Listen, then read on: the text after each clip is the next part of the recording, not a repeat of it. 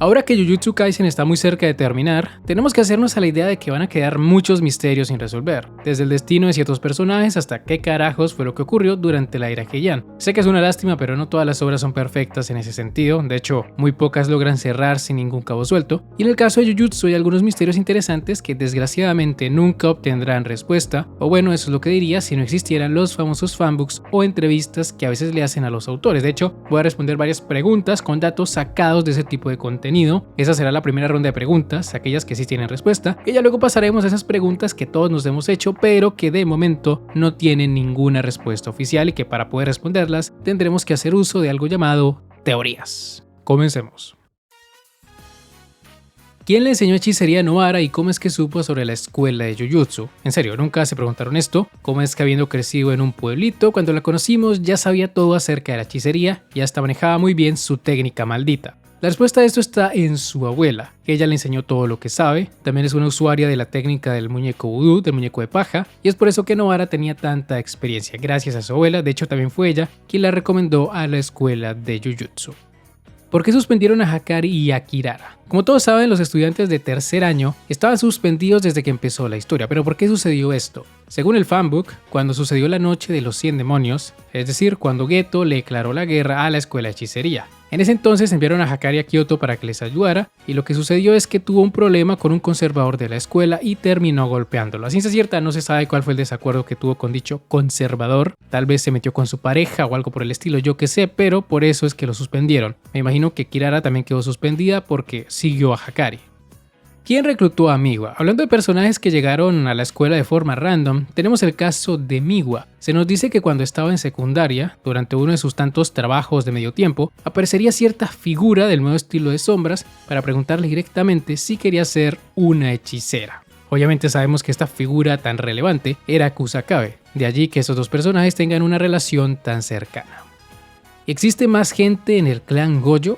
Durante el arco de Shibuya se nos explicó que si Gojo desaparecía, la familia Gojo estaría en problemas, ya que básicamente era un equipo de un solo hombre. Sin embargo, cuando se dice esto no se refieren a que solo exista un Gojo, se refieren a que Satoru era el único que contaba debido a su gran poder. Es decir, sí existen más personas de ese clan. De hecho, cuando le preguntaron a Gege sobre esto, sobre si los miembros del clan estaban vivos y bien, él respondió que tal vez. Sé que es una respuesta bastante vaga, pero el mismo Gege la confirma tiempo después en el capítulo ese donde Maki se baja a todo su clan, porque en un panel pone lo siguiente: que tanto los miembros del clan Gojo como los miembros del clan Kamo propusieron la expulsión del clan Zenin debido a que ya no tenían la misma fuerza de antes, y como Gojo ya estaba sellado para ese entonces, pues los miembros que propusieron esto deben ser gente que sigue viva dentro del clan Gojo, ¿no? Supongo.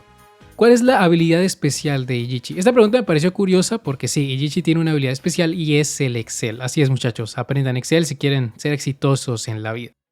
Nanami visitó la panadera después del flashback. Como todos saben, a Nanami lo shippeamos mucho con la panadera. De hecho, le hice un video a ese tema. Y muchos se preguntaron si alguna vez él regresó a comprarle otro sándwich o algo por el estilo. Y la verdad es que no. Pero esto no lo hizo porque haya estado evitando a la panadera, sino más bien porque no tenía tiempo para hacerlo.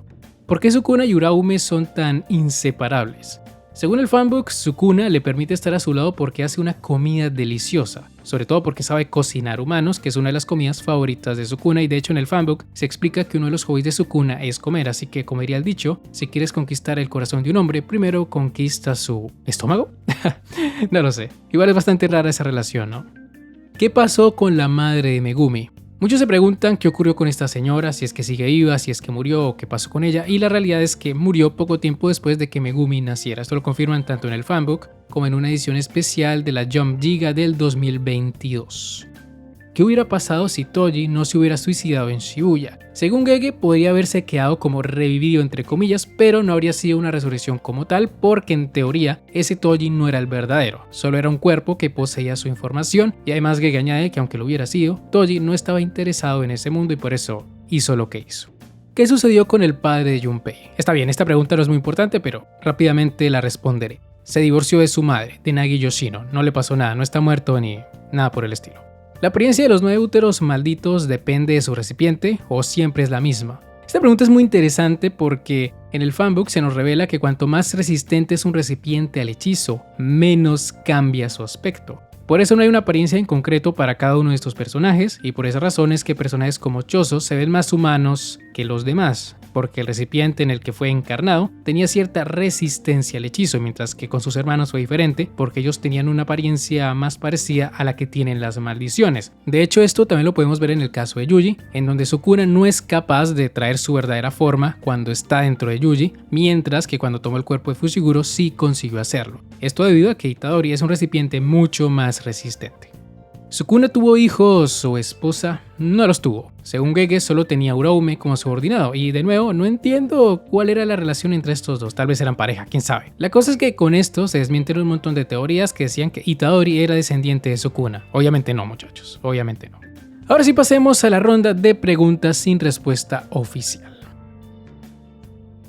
¿Qué pasó con la madre de Sumike? Como todos sabemos, al poco tiempo de casarse con Toji, ambos abandonaron a sus hijos, pero ¿qué ocurrió después? ¿Por qué ya no la vimos con Toji durante el arco del plasma estelar? Lo más probable es que se separaron, no se aguantaron más y cada uno decidió tomar por su camino, pero la señora no quiso regresar con su hija, simplemente quiso vivir su vida y ya está. ¿Por qué Kenjaku le agradeció a los amigos de Itadori por ser eso mismo, sus amigos? Cuando inició el juego de la extinción, Kenjaku sacó a todas las personas normales que se encontraban dentro de las colonias y que no habían aceptado formar parte de esa locura. Una de estas personas fue Sasaki, la antigua presidenta del club de ocultismo, y mientras la sacaba, le agradeció por ser amiga de su hijo. También sacó a Eguchi, pero a él no le dijo nada sobre esto. Y aquí es donde nos preguntamos, ¿por qué le agradeció a esta chica en específico? ¿Acaso Kenjaku sí se preocupaba por Itadori? Para nada, no creo que quisiera a su hijo, entre comillas, sino más bien le agradeció a esta chica porque si ella no hubiera creado el club de ocultismo, si ella no hubiera aceptado a Itadori, si ella no hubiera retirado el sello del dedo de Sukuna, su plan nunca se habría convertido en una realidad.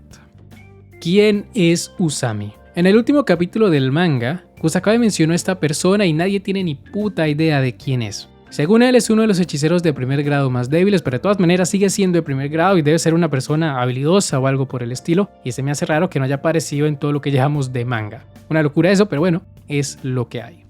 ¿Qué pasó con los padres de Itadori? Esta es una de las incógnitas más grandes de la obra. Sabemos que Kaori se convirtió en recipiente de Kenjaku, pero nunca se menciona cómo murió. Pudo haber sido obra del propio Kenny, pero ese no era su estilo. Él prefería robar cadáveres. Eso fue lo que vimos cuando robó el cuerpo de Geto. Y además también tenemos que considerar que tanto el abuelo de Itadori como su padre ya sabían que Kaori estaba muerta y que lo que tenían enfrente era una especie de muerto viviente, así que tal vez murió de causas naturales. Y hablando sobre Jin, el hombre que le gusta follar con mujeres con cicatrices en la frente, su paradero es desconocido. No sabemos si sigue con vida o si ya está muerto. En caso de ser lo segundo, lo más probable es que haya muerto de forma natural, ya que duque Kenjaku lo haya eliminado. Si bien podríamos pensar que no quería tener testigos de lo que hizo con Itadori, en ese caso también habría eliminado a Wasuke, pero no lo hizo.